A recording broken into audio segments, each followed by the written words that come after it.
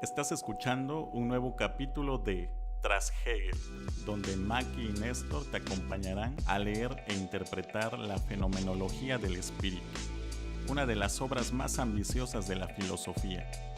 Y es que entre no saber nada y saberlo todo, ellos saben algo.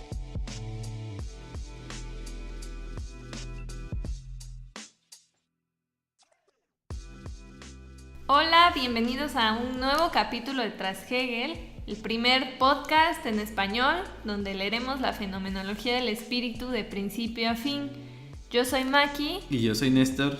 En el capítulo anterior hablamos un poco acerca de la noción de sustancia, de la transición que Hegel trata de realizar de la sustancia al sujeto, e hicimos como un corte abrupto del apartado porque sentimos que ya teníamos demasiado material o ya teníamos algo que decir. Era demasiado sustancioso hablar de la sustancia. Exactamente, y resulta que nos quedó un pedacito de apartado. Así que seguimos en el prólogo, en el apartado 2, el desarrollo de la conciencia hacia la ciencia, y estaremos leyendo lo que nos resta de la primera sección, el concepto de lo absoluto como el concepto del sujeto.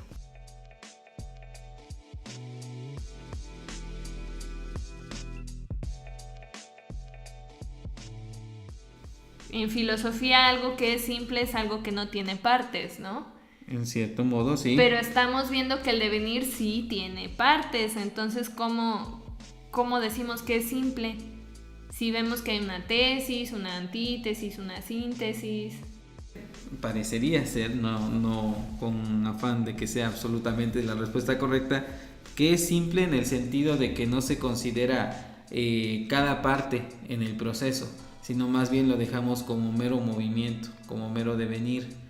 Pero no me queda del todo claro esta idea, aunque ciertamente la noción de simplicidad como que implica esta noción filosófica de incapaz de analizarse en partes, ¿no? Exactamente, ¿no? Como la idea simples, ¿cómo eran las ideas de Descartes? Una claras idea y distintas. Claras y distintas que ya no son capaces de destruirse en más. Entonces, si hablamos aquí del simple devenir, pensaríamos que es el mero movimiento por el movimiento. O la idea aristotélica de Dios, que Ajá. es pura simplicidad. Ajá. Nosotros sí tenemos acto, potencia, accidentes, etcétera, pero ajá, Dios es simple. La simplicidad de Dios, que no implica que sea sin gracia, sino que es incapaz de descomponerse en algo más, ¿no? Es una realidad que en sí misma ya no queda más por analizar, sino que es pura simplicidad. Pudiera ser que a lo mejor ahorita se me prendió el foquito, ¿sí? Pero cuando dice que la reflexión es simplicidad, quizás se refiere a lo que mencionábamos, ¿no? Uno no sabe en qué parte del proceso está, sí, hasta que ya acabó. Entonces, digamos, ese devenir mientras está sucediendo es simple porque no estamos viviendo sus etapas, por decirlo así, a lo mejor las etapas del duelo, ¿no? Sí. Uno cuando las está viviendo no dice, ahora voy a estar enojado, ahora voy a estar negociando, sino ya hasta que pasó ya lo analizas. Pero ese vivir fue simple, porque no lo estuviste dividiendo en partes hasta que acabó. Al parecer eso sería como un tipo de analogía muy acorde con lo que se está diciendo aquí, en el sentido de que si yo hablo del devenir o yo hablo de las fases que tienes que afrontar delante de un duelo, es fácil narrarlas, pero es difícil vivirlas. Ajá. Y al vivirlas tú te vas dando cuenta cómo efectivamente van pasando de la negación a la frustración o como sean las etapas. O vas y te regresas. Efectivamente, ¿no? Pero una cosa es decir que las fases son tales y otra cosa es experimentarlas y vivirlas de acuerdo al proceso interno que vive el sujeto cuando tiene delante de sí este duelo, ¿no? Pudiéramos pensar que va por ahí. Se me prendió el foco bien. Y ahora sí pudiéramos retomar el ejemplo del ser humano, que a mí me resulta más claro todavía que la cuestión de la simplicidad, cuando se habla, y cito: si es cierto que el embrión es en sí un ser humano, no lo es sin embargo para sí. Para sí, el ser humano solo lo es en cuanto razón cultivada que se ha hecho a sí misma lo que es en sí. En esto y solamente en esto reside su realidad. Desde esta lectura, Hegel dice, el ser humano se constituye como ser humano cuando se vuelve para sí mismo un ser humano, cuando es capaz de esta autorreflexión. No es lo mismo que el embrión en sí mismo sea un ser humano a que sea para sí, que se constituya a sí mismo en el proceso reflexivo. Y si nosotros lo extrapolamos del embrión humano a la humanidad, podríamos decir que la humanidad va avanzando progresivamente, orgánicamente, y en algún momento es humanidad en sí misma, pero tiene que construirse a sí misma, para sí misma, en la autorreflexión de su propio obrar. Tiene que volverse autoconsciente. Que como humanidad, pues sí nos falta bastante pasos agigantados. Sí. Sin embargo, Hegel primero es muy positivo y segundo, en cierta manera como que asume que la labor del filósofo no es indicar el camino porque el camino ya está previamente trazado. No cambiamos nosotros ese rumbo, sino que el rumbo deviene solito. El cambio deviene con cada cambio de pensamiento, con cada cambio histórico. El espíritu se está autobuscando, podríamos decirlo, a partir de la propia labor del ser humano, y en eso me parece que consiste propiamente el devenir. O sea, el espíritu está haciendo su propia versión de comer, rezar, amar. Exactamente, ¿no? algo así, pero menos lamentable.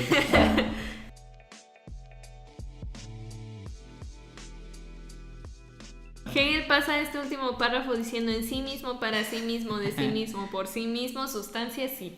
Pero podemos agarrarnos y aferrarnos a un nombre que nos dé claridad al asunto, y me parece que el nombre es Aristóteles. Sí. Y Aristóteles nos Nuestro habla... pater Aristóteles. Sí. Que somos amigos de Aristóteles, ¿no? Pero más de la verdad más también. de la verdad. Aristóteles en este sentido dice... Respecto del fin, me parece que la noción de fin es fundamental en toda la concepción aristotélica, porque toda entidad de alguna manera está abocada o impulsada hacia su propio fin. Tan le encantan los fines a Aristóteles que por eso tenemos 4 causas, ¿no? Efectivamente, y una de ellas es la causa final. Ahora, esta cuestión de la causa final es interesante porque es una causa extrínseca. ¿Para qué? Para quienes nos escuchan, las causas aristotélicas nos dicen, por ejemplo, de qué está hecho, por qué está hecho, la eficiente quién lo hizo y al final está la final, que es como la pregunta de toda la filosofía, que es ¿para qué? ¿Nos puedes poner un ejemplo? El clásico ejemplo del barco. Tenemos un barco de madera y demás, y nos preguntamos, ¿hay causas? Dijimos que son 4 y 2 son internas y 2 son externas. ¿Cuál sería la causa material del barco? La causa material del barco es, así muy burdo, ¿qué materia permite que ese barco sea barco? Digamos, la madera. Perfecto. Su causa formal, que es ¿qué permite que ese barco sea un barco? Sería pues que tiene forma. La constitución, la estructura, porque si yo pongo un montón de madera y la aviento al mar, eso no es un barco. Exacto. Sino tiene que estar constituida de una determinada forma. ¿Cuál sería la causa eficiente que responde a la pregunta ¿quiénes? En este caso, aquí podríamos tener infinidad de causas, si nos vamos de que la causa de la causa es causa de lo causado. La más inmediata. Pero la más inmediata, los que construyeron el barco. Perfecto. Quizá quien lo diseñó, ¿no? Claro. Porque no es lo mismo hacer un yate de lujo que un barco pesquero, por efectivamente. decir algo, ¿no? Y la causa final es para qué está hecho ese barco. Y aquí ya podemos decir, pues para transportar gente, para transportar mercancía. Y en cosas es muy fácil, pero a ver, en un nombre pongámosle, bueno, pero ¿para qué?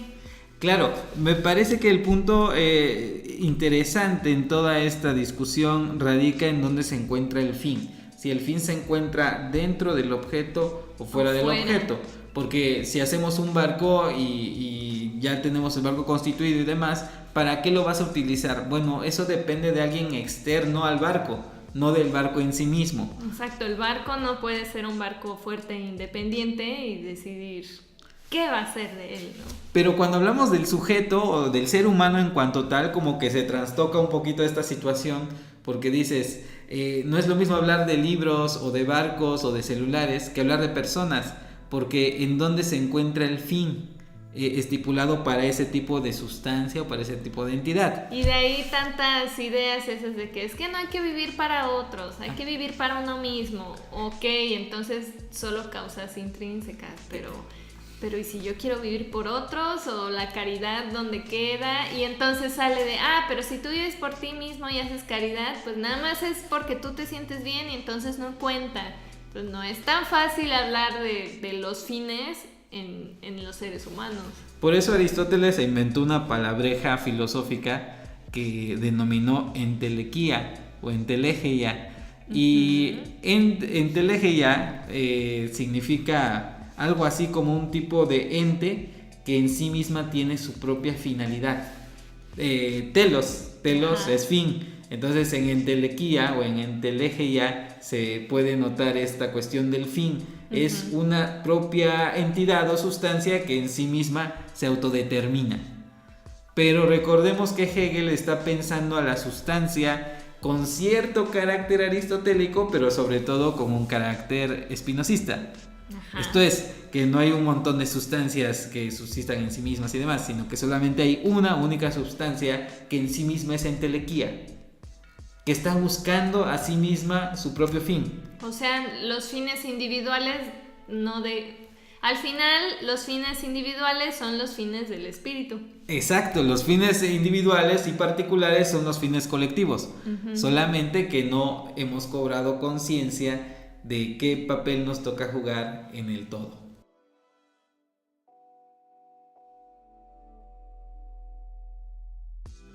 Hay una crítica tremenda a una noción muy básica de Dios. Dios es amor. Sí, Dios es el que nos dice cómo comportarnos y eso, pero no deja de ser entonces nada más Dios una palabrita que usamos, ¿no? El punto es que capta algo de verdad, pero en un punto fijo. Esto es, hay una familia reunida, todos se ponen muy monos, se ponen la ropa adecuada, hacen la sonrisa y le toman una fotografía. Si tú nada más ves la fotografía y no conoces a la familia, tú vas a pensar que refleja esa felicidad, esos rostros felices, claro, porque tú tienes esa imagen fija, quieta de lo que es esa familia. Pero si en lugar de tener una cámara fotográfica tienes un video y la vida transcurre y te das cuenta que se están peleando, que los papás no se llevan, que los hijos se pelean, como que te das cuenta que esa imagen que tú tenías de la familia no es algo fijo y estable, sino que es algo en constante movimiento. Cuando nosotros decimos Dios es amor, sí, Dios es amor, pero no solamente es ese concepto que agote a Dios, porque Dios también puede ser idealmente lo contrario, ¿no? Si pensamos que Dios es automovimiento, parecería ser que retoma tal cual la noción de entelequia, pero la entelequia no solamente es el ser humano, sino la entelequia es toda la sustancia divina que en sí misma está produciéndose autopoéticamente, así para escucharme grandilocuente, o que se está en constante movimiento de sí mismo en búsqueda de sí mismo. Y entonces, cuando nosotros tenemos una idea más clara de Dios, es porque Dios tiene una imagen más clara de Dios. Cuando nosotros decimos algo es tal cosa, lo delimitamos y ya no lo dejamos ser porque ya se queda delimitado por nuestra definición. Entonces, si yo digo el vaso es azul, bueno, pues el vaso siempre va a ser azul y no puede ser otra cosa. Pero no podemos delimitar conceptualmente al vaso como delimitamos conceptualmente a Dios, porque lo volvemos en sí. Cuando Dios no es en sí, cuando Dios está en movimiento constante. Entonces yo lo quiero tener fijo acá y decir Dios es esto y es esto porque yo creo que eso es Dios. Pero entonces lo limito a mi propia autocomprensión limitada, conceptual, de lo que se supone yo creo que sea Dios. Entonces lo que critica Hegel es quedarnos con estas ideas sencillas de Dios, porque es como acorralarlo en un concepto cuando Dios debería implicar toda esta cuestión del automovimiento y todo eso. Claro, porque cuando decimos, por decirlo con la filosofía clásica, y de eso Hegel hablará en otro apartado y en otros lugares, pero cuando decimos Dios es el ser, ¿y qué es el ser? Pues resulta que el ser es todo, o sea, porque todo es, pero en realidad eso que es no es Dios, porque nosotros caemos en una abstracción tan grande cuando decimos Dios es el ser, y el ser se vuelve un abstracto universal que no te dice nada. Por eso el ser y la nada son en realidad tan parecidos, ambos son abstracciones absolutas, pero en realidad, valga la redundancia, lo real no es ni el ser ni la nada, sino el tránsito entre ellas que se llama devenir. Ajá, ya. Y por ejemplo, hablar así de Dios no sería como caer en aquello de lo que acusaron a Spinoza de panteísmo o incluso de un monismo, decir, bueno, a final de cuentas todo es Dios porque todo es ese automovimiento. Sí y no. Hegel trata de librarla muy bien, pero me parece que de fondo hay se puede leer de diversas maneras.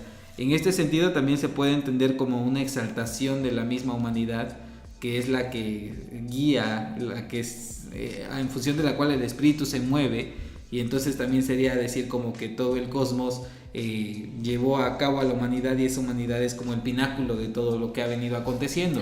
O sea, es lo suficientemente vago en su explicación como para, así en su momento como decíamos, está justificando la existencia de Dios, y otros decían, no, pues nos está justificando a nosotros. Aquí pudiéramos decir también lo que se puede interpretar es tanto que, ¡ay, qué padre! Dios está en todos nosotros o en todas las cosas, o ¡ah, qué padre! El humano es responsable de todo esto, ¿no? Sí, de hecho me parece que estamos a un paso de saltar a Feuerbach en ese punto y en estos diálogos, cuando decimos, bueno, si al final de cuentas hay una reconciliación en este estilo de Dios como algo que deviene, pero deviene a través de la humanidad, pues entonces estamos a un paso de la esencia del cristianismo de Feuerbach, de afirmar que no es que Dios haya creado al hombre a su imagen y semejanza, sino que el hombre ha creado a Dios a su imagen y semejanza. Pero tras Hegel. Sí, claro, por supuesto. Si leemos esto y aparece Dios, nosotros inmediatamente creemos, sí, está hablando del Dios cristiano. Y el Dios cristiano no es el Dios de Spinoza, porque el Dios cristiano se distingue de su creación. Sí. Y en este caso no, en este caso la sustancia autopoética es Dios. Entonces Dios no se distingue de lo existente en cuanto ¿Y es lo mismo que el espíritu? Me parece que sí. No, bueno, estamos considerando el aspecto espíritu, pero ya cuando hablemos del espíritu no es estrictamente valga la redundancia, lo puro material, lo puro físico, sino que cuando hablamos del espíritu ya interviene la acción humana, la autoconciencia. Ajá. Y la autoconciencia como un tránsito de la fenomenología, pero también como historia de la humanidad. Por eso a Hegel no lo podemos separar de su interpretación histórica. Su metafísica es casi una historia, en pocas palabras.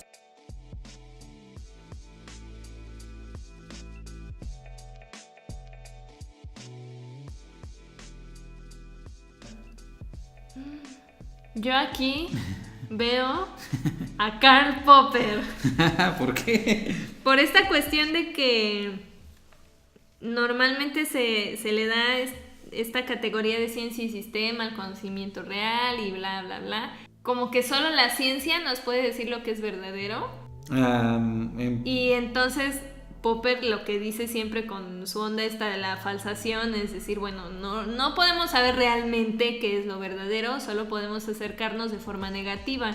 Sí. Y entonces esta idea de si nos quedamos con lo universal como lo verdadero y ya ahí le paramos, estamos cayendo, digamos, en pecado, porque nos estamos volviendo fundamentalistas. El chiste es, ok, ya tenemos esta cuestión universal, ¿ahora qué hacemos con ella? Sí, en parte, efectivamente, en el aspecto siguiente de que no pueda haber algo así como una verdad ya establecida. Me parece que si en algo pudieran converger autores tan disímiles como Karl Popper y Hegel, consiste precisamente en que no hay como una aseveración sin más desde el principio que tenemos algo por ya sabido. Esto es, nuestro punto de arranque es solamente un punto de arranque, pero no es una base inconmovible, radical y absoluta. No es el fin. No es el fin en sí mismo. Entonces, si ya tenemos un saber dado, la ciencia, y valga decir que aquí como un concepto bastante amplio de ciencia, no se puede agotar en esto ya sabido como si ya con eso se tuviera toda la realidad. Vale ciertamente como una verdad, pero si nosotros lo damos como un fundamento, como algo ya acabado, como algo que ya no necesita demostrarse ni avanzar, me parece que entonces algo que era verdadero cae en el error y se convierte en su contrario, se convierte en falso.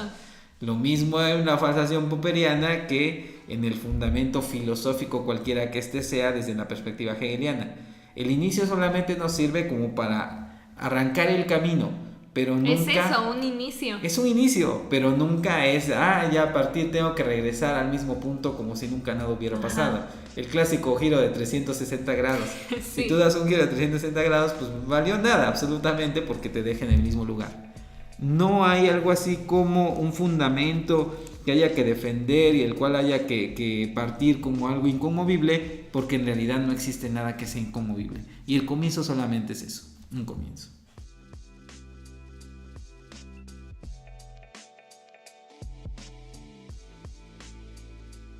Habíamos hecho las distinciones previas entre el en sí y el para sí, que me parece que ese es el constante juego que en Hegel se encuentra presente. El en sí como lo objetivo, como aquello que se encuentra fuera de, y el para sí lo subjetivo, el sujeto que se conoce. Y el final del camino es algo que tendremos que verlo también en el otro, ¿no? Porque aquí el para otro siempre tiene que ver con otra autoconciencia. Me parece que solamente llegaremos a una plena armonía de aquello que es la objetividad, la subjetividad y la intersubjetividad cuando lleguemos a considerar adecuadamente a la sustancia en su carácter espiritual. Y esa sustancia en su carácter espiritual es un poco el hecho de que, como decía Hegel en apartados anteriores, el mundo en su época había perdido el carácter espiritual de la realidad. Esto es, vivía inmerso en un materialismo. Ajá. Después del extremo de la época medieval, donde lo espiritual estaba en sus máximos, la hiperracionalización de Dios y demás. Después nos vamos al extremo contrario, que es el mundo materialista.